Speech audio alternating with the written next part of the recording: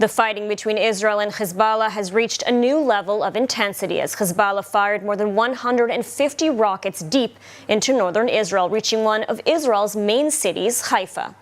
Hezbollah action followed a weekend in which the Air Force killed a large group of Hezbollah leadership in Beirut and destroyed rocket launchers and rockets around Lebanon, prompting the Home Front Command to issue new directives. The cross-border exchanges between Israel and Hezbollah expanded and now include Beirut in Lebanon and Haifa in northern Israel. Hezbollah launched over 150 rockets deep into northern Israel this morning and overnight. A major barrage of rockets were launched at Haifa this morning following 24 overnight launches at the Jezreel Valley, the terror group's deepest rocket fire into Israel since the start of the war in October. Some of the rockets fired toward Haifa were intercepted, while others impacted in Kiryat Bialik, a suburb of the northern coastal city, lightly injuring 3 people. The victims, 2 men in their 70s and a 16-year-old girl, were all taken to Haifa's Rambam Medical Center for treatment. A teenage driver was also killed near Ramat Yishai when he crashed his vehicle when the siren sounded. One rocket hit a home in Moreshet in the lower Galilee, causing damage but no injuries. This latest escalation brings 500,000 more Israelis into the line of fire. Home Front Command updated its guidelines for northern Israel all the way down to Haifa in effect until Monday evening, limiting gatherings of up to 100 people in closed areas and up to 10 people in open areas, and shut down all schools and beaches. It called on residents to stay within range of a bomb shelter. Since October 7th, Hezbollah has fired thousands of missiles into Israel as tens of thousands of Israelis remain displaced. Last week, the cabinet vowed it would return the residents safely to their homes. And over the weekend, the IDF has been pounding Hezbollah leadership in Beirut and attacked its rocket launching capabilities elsewhere in Lebanon. Top Hezbollah leadership were targeted and killed as they were planning another October 7th style attack against Israeli civilians. More from ILTV's Steve Leibovitz. Top Hezbollah commanders were eliminated in an airstrike, including Ibrahim Akil, the head of Hezbollah military operations, and Ahmed Wabi, the commander of the elite Radwan force. Much of Radwan force leadership was eliminated during a single meeting in Beirut, in which at least a dozen terror officers were targeted and killed. The IDF said Wabi was among those involved in the planning of a Hezbollah invasion of the Galilee. Hezbollah admitted that the airstrike killed 2 of its most senior commanders and 14 other members of the terror group who were meeting in the basement of a Beirut building. Following the strike, Hezbollah appointed senior officers Ali Karaki and Talal Hamia to jointly lead the terror group's operations division. Anticipating Hezbollah retaliation over the weekend, the Air Force also struck Hezbollah rockets and rocket launchers. An estimated 100 launchers and 1,000 rockets were destroyed on the ground before they could be fired. Israeli leaders are calling it a new phase in the war. בימים האחרונים אנחנו הנחתנו על חיזבאללה רצף של מכות שהוא לא דמיין. ואם חיזבאללה לא יבין את המסר, אני מבטיח לכם, הוא יבין את המסר. אנחנו נחושים להחזיר את תושבינו בצפון בבטחה לבתיהם. שום מדינה לא יכולה לסבול ירי על תושביה, ירי על עריה. וגם אנחנו, מדינת ישראל, לא נסבול זאת. אנחנו נעשה כל מה שצריך כדי להחזיר את הביטחון. The deadly strikes appeared to push Hezbollah into further disarray after the terror group suffered a pair of unprecedented attacks last week in which thousands of pagers and walkie-talkies used by its members exploded. At least 40 people were killed and thousands wounded in those attacks. Those attacks are widely believed to have been carried out by Israel, but Israel has neither confirmed nor denied involvement.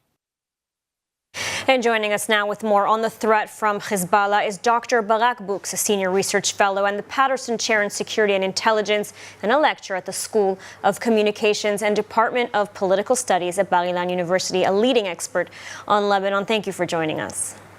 Good afternoon. So, last week, we saw that pager and communications device attacks. Then over the weekend, Israel took out a significant number of Hezbollah commanders. But yet, despite this, we saw heavy barrages into Israel overnight and today. So what is the state of Hezbollah now? How much damage has the IDF inflicted on this terror group?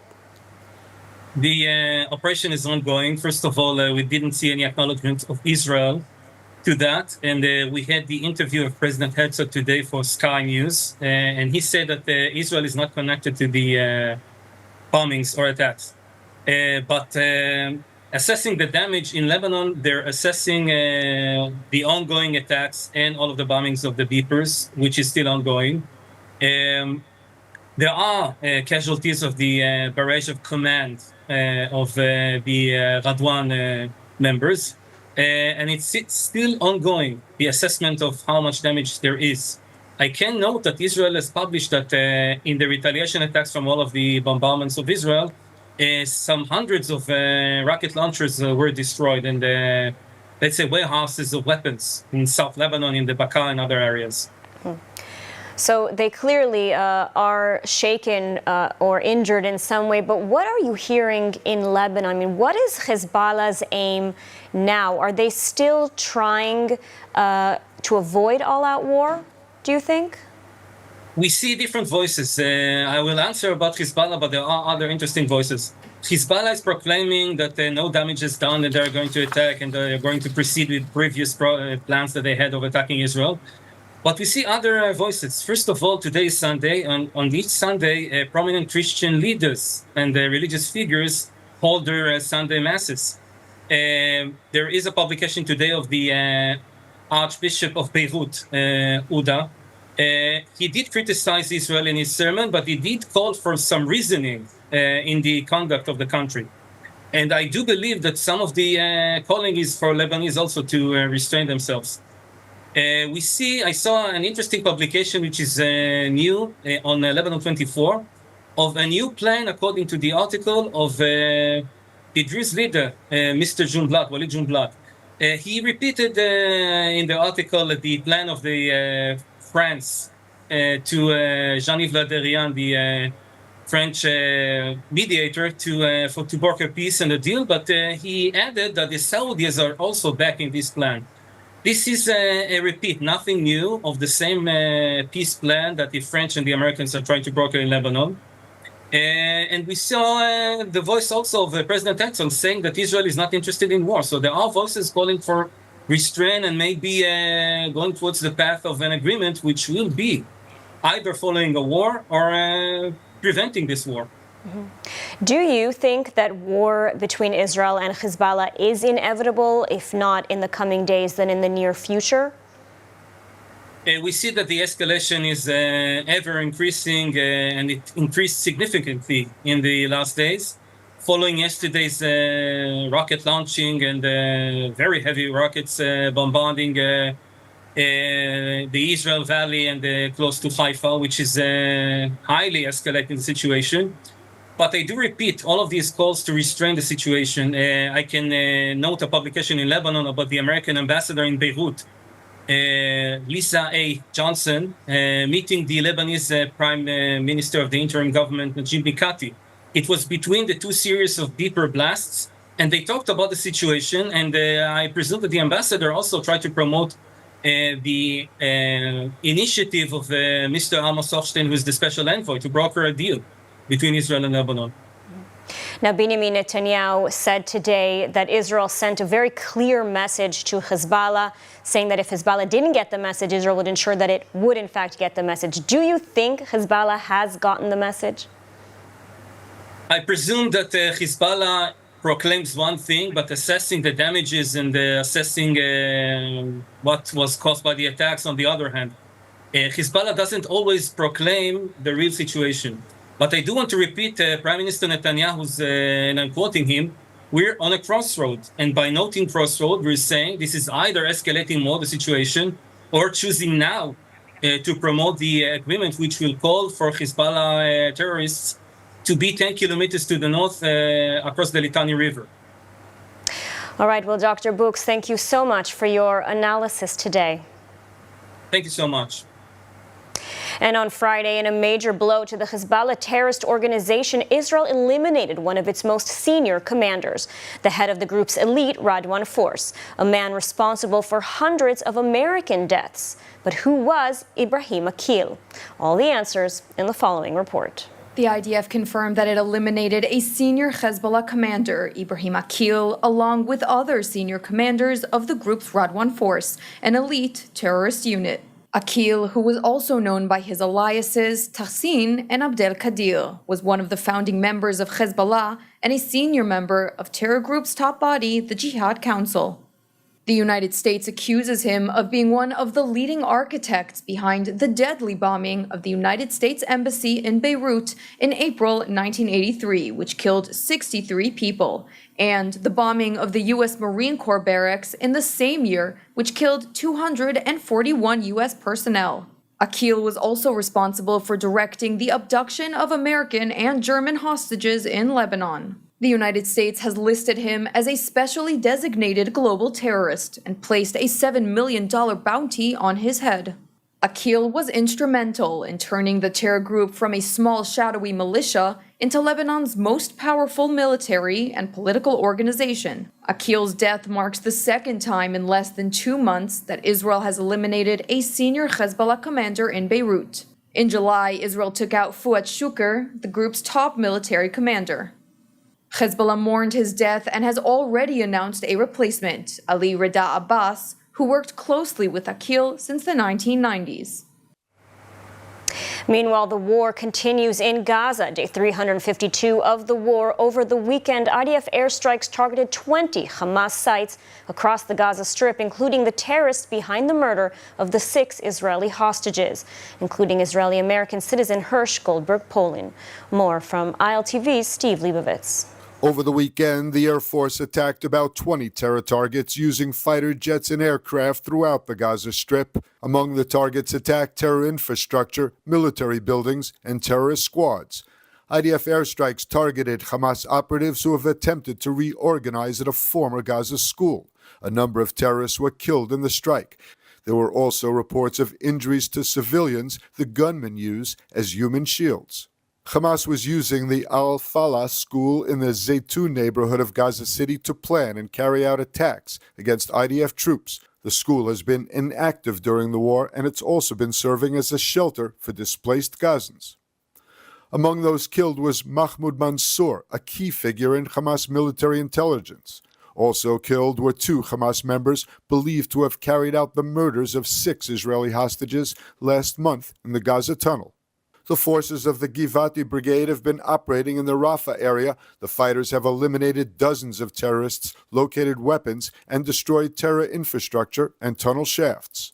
While securing the humanitarian access, the forces identified armed men attempting to loot a humanitarian aid truck. The forces directed drones that located the gunmen who escaped in a vehicle and eliminated them using an Air Force aircraft.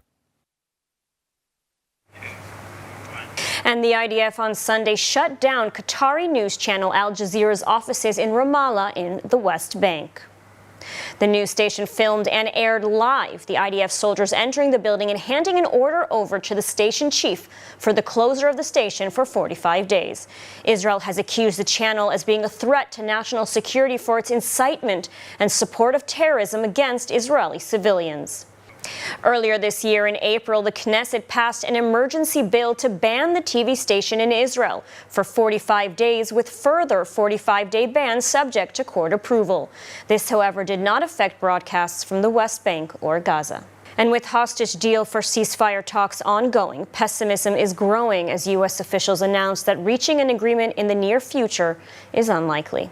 ILTV's Deva Klein has the details. The ongoing negotiations between Israel and Hamas regarding a potential hostage deal have hit a roadblock, with U.S. officials expressing growing pessimism. According to a report in the Wall Street Journal, a deal may not be reached before the end of President Biden's term. U.S. officials have privately admitted that an agreement between Israel and Hamas is not expected anytime soon.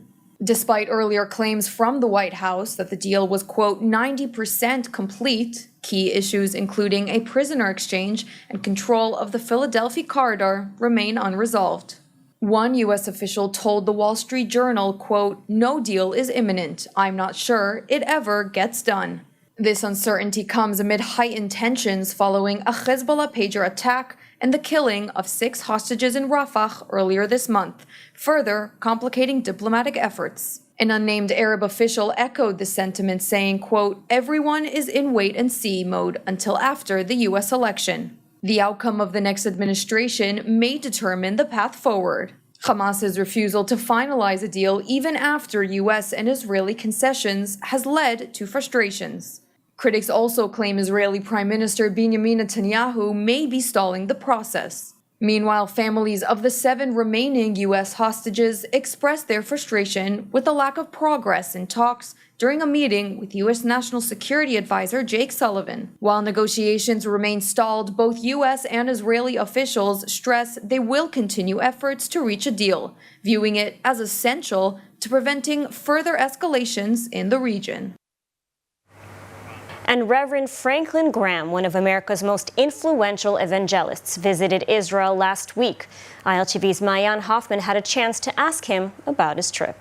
Reverend Franklin Graham, considered America's most prominent evangelist, was in Israel last week to dedicate 2 armored ambulances to Magen David Adom and lay the cornerstone of a new emergency dispatch center in Avshalom on the southern border.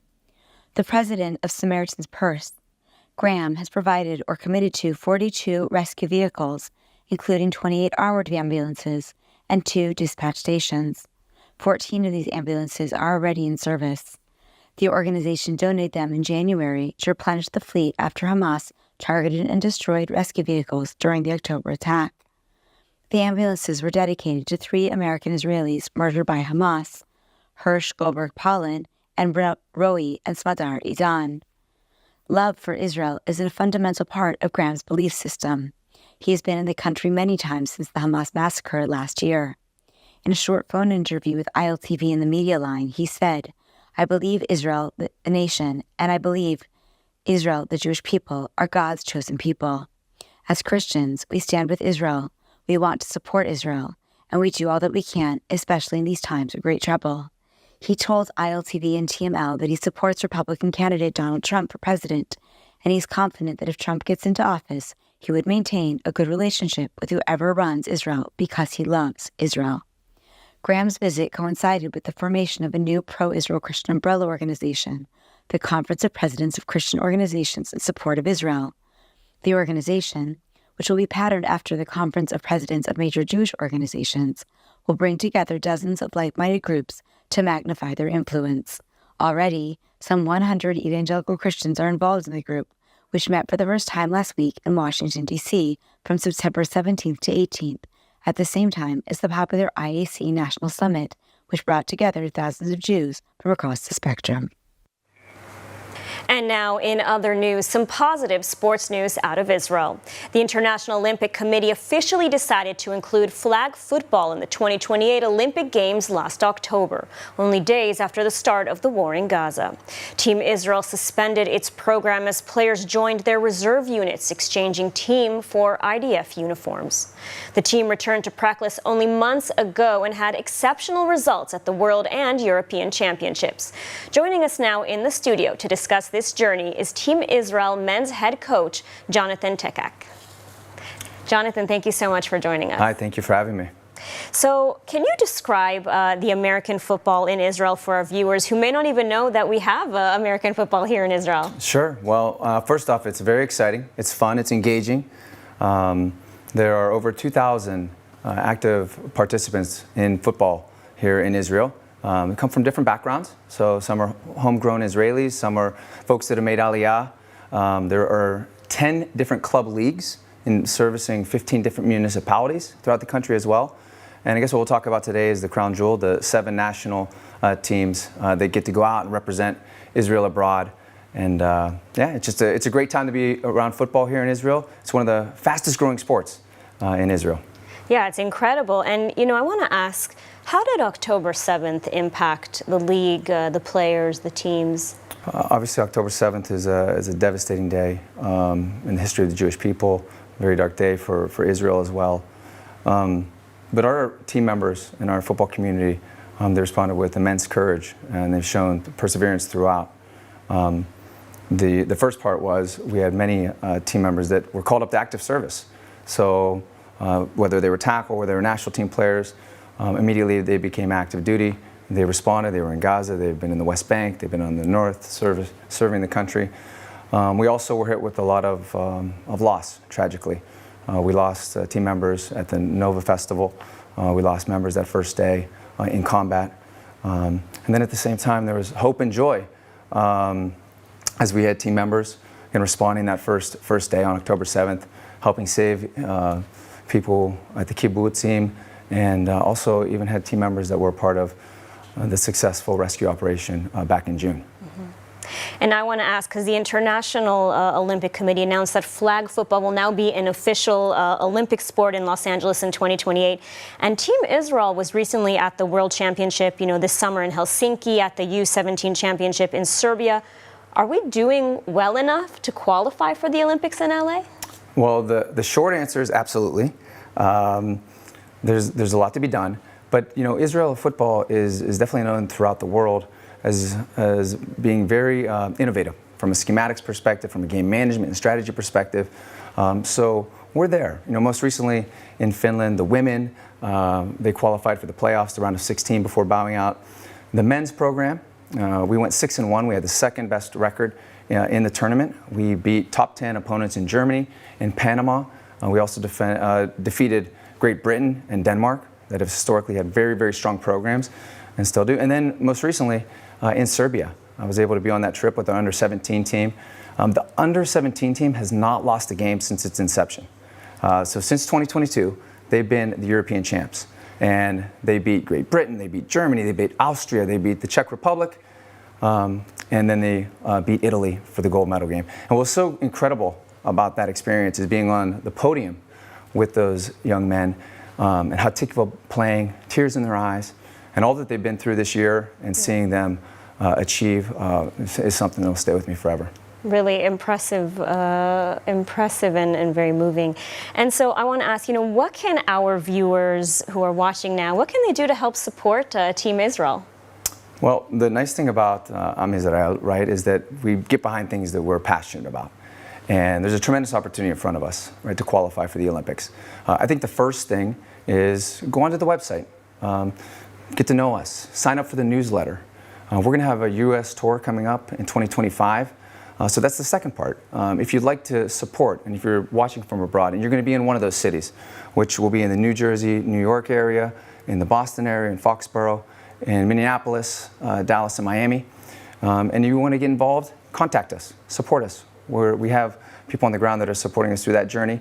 And then lastly, we're competing against some top-notch competition across the world that have exceptional resources. So the thing about us is we're primarily privately funded. So by donating to our cause, we're able to directly impact the athletes, and every donor, every donation counts.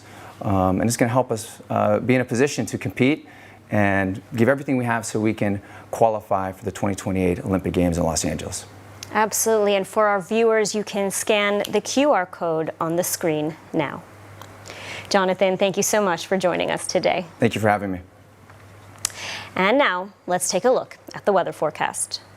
Mostly cloudy skies are expected tonight around the country as temperatures continue to drop ahead of winter, reaching lows of around 22 degrees Celsius or 69 degrees Fahrenheit. Then tomorrow, mostly sunny skies and warm weather are expected as temperatures should be reaching highs of around 27 degrees Celsius or 84 degrees Fahrenheit. And that's a wrap for today's news. For the latest updates from Israel on all your devices, be sure to follow our ILTV channel, subscribe to our newsletter, and explore our website, iltv.tv. Stay informed with the latest news straight from the heart of Israel. I'm Medarga Velazi. Be well, stay safe, and thank you so much for watching.